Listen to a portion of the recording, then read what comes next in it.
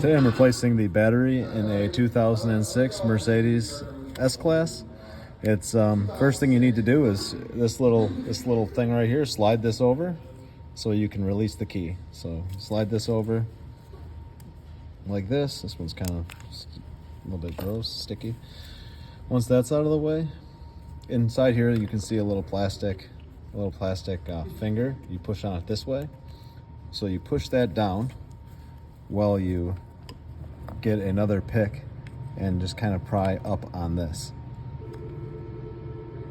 I'll show you. I'm prying in here once that lever is over. So I'm just doing this, and then once that's up out of the way, you can just pull it back like this. Pull that straight out. Get in here and just remove this battery. It's a CR2025.